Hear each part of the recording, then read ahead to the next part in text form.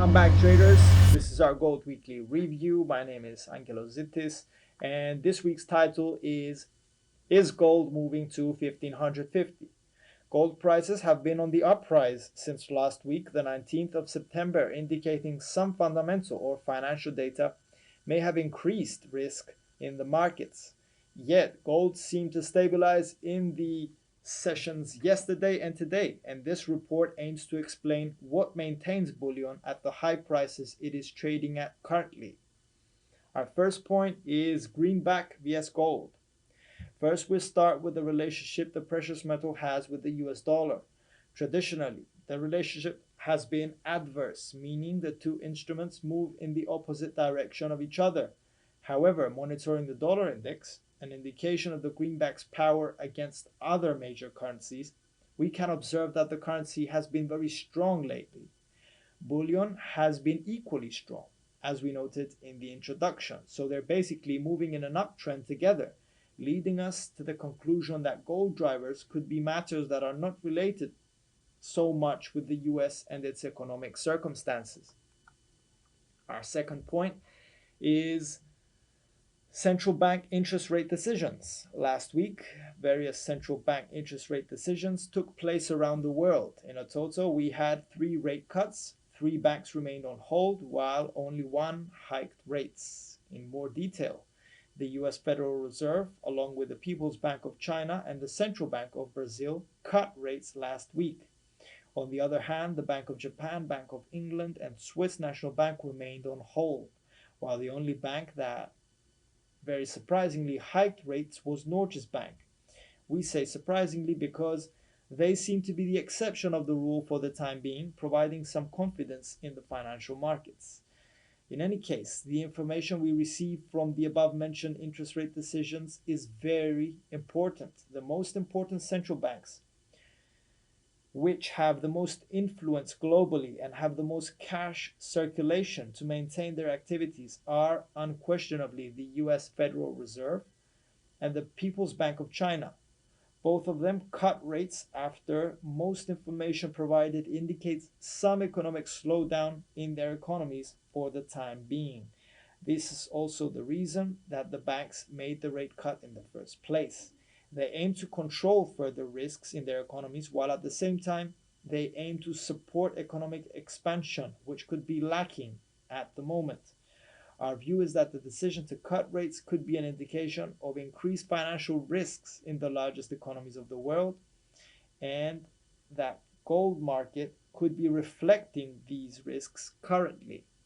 Then we move to portfolio management. On a separate note, from the various sources we collect information in order to produce this report every week, we also include opinions of portfolio managers around the world that have interest in gold. A very interesting opinion formed was that gold in the long term could be more effective than cash holdings.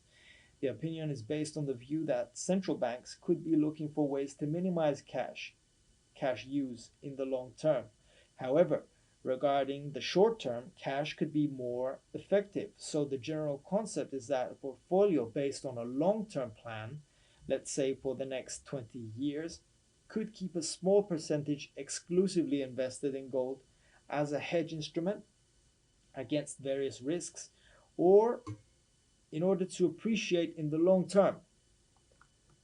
Then we move to Eurozone's manufacturing plunges. Furthermore, gold may have also received a significant boost yesterday after the Eurozone's PMI data confirmed manufacturing was down substantially in the area. But most importantly for Germany, Germany's economic condition is the barometer for the Eurozone, as it is the largest economy in the group. Many market participants interpret this information as a move deeper in a recession for the Eurozone. As a conclusion, most gold traders are also influenced by other matters, including increased geopolitical matters taking place in the Middle East. During the previous days, reports provided the information that the US could be moving troops to support Saudi Arabia's defenses. Even though the US is not in for a war, as stated by its officials, the question is, what will gold traders do if the situation escalates further? Now, this is our technical analysis. This is gold's 4-hour chart. Now, gold is currently trading very near our S1 1520 support level. This is a very significant level, very attractive level, as it was tested in the previous sessions but has not been breached. Last week we had this kind of influence on the S3 1500 round number level, but since gold moved higher, now this level has proven to be very strong. However, if gold is to move higher, the first stop could be the R1 1526.55 level. Then even higher is the R2 1540 level, and in the ultimate bullish scenario is the R3 1550 level. However, in the opposite direction, if gold moves lower and the bears are able this time to break the S1 1520 level, the next stop could be the S2 1510 level, and even lower is the S3 1500 round number level. Also note the RSI indicator below our chart. It's currently running very close to the 70 level, indicating a bullish market is present. Now, if you've heard something in this report that you found useful, make sure you apply it to your trading. That's the whole point. Thank you very much for your time. Enjoy solid trading, and we'll see you soon.